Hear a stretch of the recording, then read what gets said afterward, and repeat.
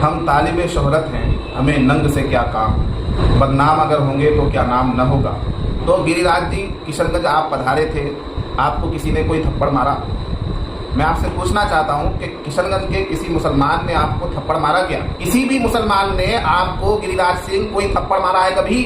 आखिर आपको ऐसा क्यों लगता है? आपने ऐसा क्यों कहा कि मुसलमान एक थप्पड़ मारे? तो इसका मतलब आपको किसी मुसलमान का थप्पड़ पड़ा है कभी ना कभी, जिसकी चोट आपको आज तक महसूस हो रही है। तो गिरिराज सिंह जी, मुझे बताइए किस मुसलमान ने आपको एक थप्पड़ मारा है, जिस थप्पड़ का शोर आज तक नहीं भूल पाए आप। और वो थप्पड़ कितना जोरदार होगा जिसके बारे में आप ये कह रहे हैं कि 100 थप्पड़ से उसका बदला लिया जाए। कितना जोरदार होगा, यानी मुसलमान का एक थप्पड़ आपके 100 थप्पड़ के बराबर है। क्या बात है गिरिराज सिंह जी। जहां तक अररिया के सांसद की बात है कि अररिया में रहना होगा तो ये बनना होगा, वो बनना होगा, उसकी कोई औकात नहीं है। अररिया में अगर वो आज सांसद है तो मुसलमानों के मगबूने मिन्नत है, मुसलमानों का उस सांसद पर एहसान है। और किसी की माँ ने दूध नहीं पिलाया है जो हिंदुस्तान जैसे जमहूरी मुल्क में ये कहे कि तुम्हें ये बनना होगा, ये कहना होगा, इस तरह से रहना होगा। क्या अररिया जिले को तुम्हारी अम्मा जहेज में लेकर आई थी? जहाँ तक राष्ट्रीय उलमा कौंसिल की बात है, तो राष्ट्रीय उलमा कौंसिल का वाज़ेह नज़रिया है, जो राष्ट्रीय उलमा कौंसिल के स्लोगन और नारे में और लोगों में भी मौजूद है। एकता का राज चलेगा, मुस्लिम हिंदू साथ चलेगा। आज हमारे साथ मौलाना आफ्ताब अजहर सिद्दीकी साहब हैं, जो राष्ट्रीय उलमा कौंसिल के प्रदेश प्रभारी हैं। और हज़रत, मैं आपसे ये मालूम करना चाहता हूँ कि अभी जो हमारे माननीय गिरिराज सिंह किशनगंज में आए हुए थे और उन्होंने जो है कुछ ऐसे उटपटांग बातें कह के गए, और फिर इसी तरीके से अररिया में भी एक प्रति वो भी कुछ नाज़ेबा बातें कहने लगे हैं। इसमें राष्ट्रीय उलमा कौंसिल का क्या नज़रिया है, कैसे देखते हैं, और इस बारे में राष्ट्रीय उलमा कौंसिल जो है वो क्या इक़दाम उठाएंगे? देखिए, जहाँ तक राष्ट्रीय उलमा कौंसिल की बात है, तो राष्ट्रीय उलमा कौंसिल का वाज़ेह नज़रिया है, जो राष्ट्रीय उलमा कौंसिल के स्लोगन और नारे में और लोगों में भी मौजूद है। एकता का राज चलेगा, मुस्लिम हिंदू साथ चलेगा, ये हमारा नारा है। और ये नारा सिर्फ ज़बानी नारा नहीं, बल्कि इसको हम अमली मैदान में भी इसका मुजाहरा करते हैं। जहाँ तक गिरिराज सिंह की बात है, तो वो माननीय कहलाने के लायक नहीं है वो व्यक्ति। ऐसे मौके पर शयूफ्ता का ये शेर याद आता है मुझे कि हम तालिबे शोहरत हैं, हमें नंग से क्या काम, बदनाम अगर होंगे तो क्या नाम न होगा। तो गिरिराज सिंह को हकीकत में गिराराज सिंह होना चाहिए। जी बिल्कुल दुरुस्त फरमा रहे हैं। गिरिराज सिंह इतना घिर चुका है कि जिसकी कोई हद और इंतहा नहीं है। गिरिराज सिंह को जो कुछ भी शोहरत मिली है और जो भी पब्लिसिटी मिली है, वो सिर्फ मुसलमानों के नाम पर, पाकिस्तान के नाम पर, नफ़रत के नाम पर और तअस्सुब और भेदभाव वाली बातें करने की वजह से मिली। गिरिराज सिंह जैसे नेता अगर मुसलमानों का नाम लेना बंद कर दें, पाकिस्तान का नाम लेना बंद कर दें, तो इनकी अपनी कोई हैसियत नहीं। तो गिरिराज सिंह को गिरिराज सिंह बनाने में मुसलमानों का बहुत अहम किरदार है। मुसलमानों के तुफैल, मुसलमानों के सदक़े में, मुसलमानों से भीख लेकर गिरिराज सिंह आज गिरिराज सिंह बना हुआ है। लेकिन इससे ज़्यादा बदनाम नेता पूरे हिंदुस्तान में भाजपा के अंदर मैं किसी और को नहीं देखता हूँ। जहाँ तक गिरिराज की ये बात है कि उसने अपने भाषण में कही है कि तुमको अगर कोई मुसलमान एक थप्पड़ मारे तो उसको 100 थप्पड़ मारो। तो गिरिराज जी, किशनगंज आप पधारे थे, आपको किसी ने कोई थप्पड़ मारा? मैं आपसे पूछना चाहता हूँ कि किशनगंज के किसी मुसलमान ने आपको थप्पड़ मारा क्या? आप किशनगंज आए, आपने प्रोग्राम किया और वाहवाही लूटी, अपने लोगों को आपने नफ़रत का पाठ पढ़ाया और यहाँ से चलते बने। लेकिन क्या आपको मालूम है कि किशनगंज के हिंदू मुसलमान किस तरह से रहते हैं? किशनगंज में हिंदू मुसलमानों के दरमियान किस तरह का भाईचारा है? यहाँ की गंगा जमनी तहजीब के बारे में आपको किसी ने नहीं बताया।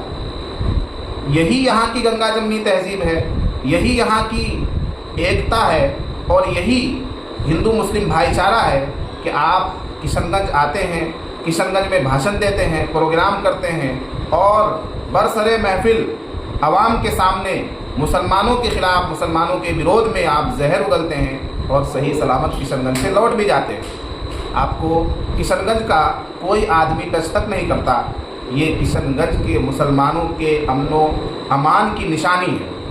ये किशनगंज के मुसलमानों की मेहमान नवाजी है कि जो उनके ख़िलाफ़ बोलने आ रहा है उसको भी वो मेहमान समझकर मुआफ़ कर दे रहे हैं, जाने दे रहे हैं। आपको किसी ने रोका नहीं, आपको किसी ने थप्पड़ नहीं मारा, तो कैसे आप कह रहे हैं कि कोई अगर तुम्हें एक थप्पड़ मारे तो तुम 100 थप्पड़ मारो? किसी ने एक थप्पड़ मारा है क्या? किसी भी एक मुसलमान ने आपको अब तक एक थप्पड़ मारा है? मुझे बताइए आप, मैं उसके खिलाफ केस करूँगा।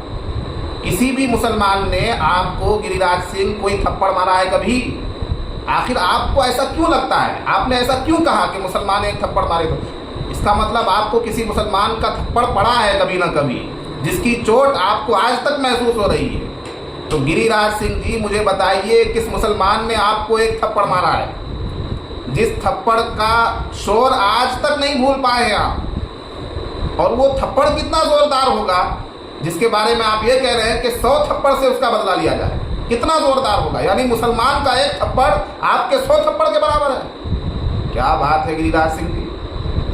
खैर, आप किशनगंज आए, आपको सभी पहचानते हैं। आपकी भाषा क्या है, आपकी भाषा शैली क्या है, आप किस तरह की बात बोलते हैं, आप किस तरह का जहर उगलते हैं, सभी वाकिफ है। भाजपा वाले भी आपसे परेशान हैं। कहाँ कहाँ भाजपा की महफिलों में आप बेइज्जत होते हैं, हमें मालूम है गिरिराज जी। इसलिए किशनगंज आए आप, बहुत अच्छी बात है। अगर कुछ मोहब्बत की बात करके जाते, कुछ एकता और अखंडता की बात करके जाते, भाजपा के छोटे नारे ही आप दोहरा देते, सबका साथ, सबका विकास, सबका विश्वास ही आप कह देते, तो ये एक अच्छी बात है। लेकिन आपने तो अपनी चाल, वही पुरानी चाल पर, पुरानी रविश पर आप चलकर यहाँ से गए हैं। कोई अच्छा पैगाम आपने दिया नहीं और ना ही आपसे उम्मीद की जा सकती है। तो गिरिराज सिंह जैसे लोगों का काम ही ये है।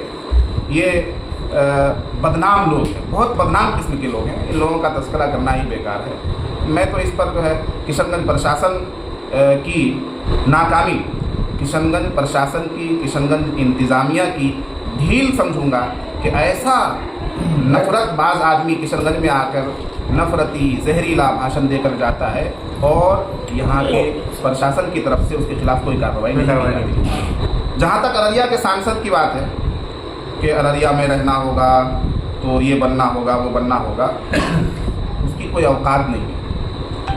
अररिया में अगर वो आज सांसद है तो मुसलमानों के मरहून मिन्नत है, मुसलमानों का उस सांसद पर एहसान है।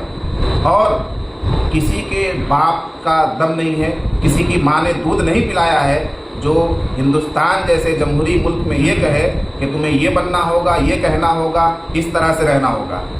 हाँ, वो तो ऐसा कह रहे हैं मौलाना कि ऐसा लग रहा है कि अपनी नानियाल से वो जहेज में लेकर आया है अपनी माँ के साथ जो है। अब पूछा जाए प्रदीप सिंह को कि क्या अररिया ज़िले को तुम्हारी अम्मा जहेज में लेकर आई थी? जी बिल्कुल। अररिया ज़िले में रहना होगा तो ये बनना होगा, वो बनना होगा। इस तरह की जो तुम भाषा और इस तरह की जो तुम ज़ुबान इस्तेमाल कर रहे हो, तो ये क्या आपकी वालदा ने, आपकी माता श्री ने जहेज में लाकर अररिया ज़िला बनाया था?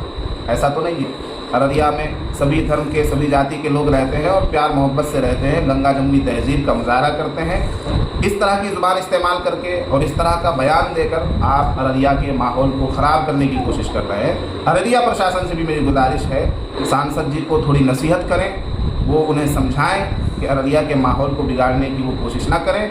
उनके नाम एक आध नोटिस भेजा जाए। यह हमारी अररिया प्रशासन से, डीएम साहब से और एसपी साहब से गुजारिश है। असल में इन लोगों को शह मिलती है, ऊपर से इन लोगों को ढील मिलती है।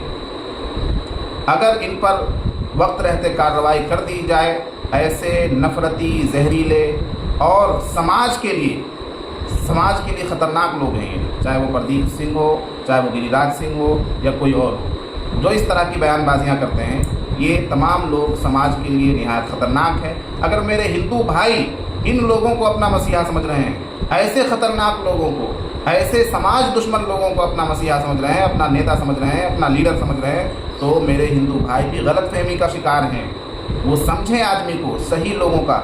हिंदुओं में बहुत से लीडर हैं, बहुत से अच्छे लीडर हैं, बहुत से अच्छे नेता हैं। हर ऐरे गैरे लत्थू खैरों को हमने नेता बना दिया है। यही हमारे समाज की कमज़ोरी है। ये लोग लूट रहे हैं समाज को, समाज में जहर डाल रहे हैं, समाज में नफरत फैला रहे हैं। और क्या कहा जा सकता है इन लोगों के बारे में।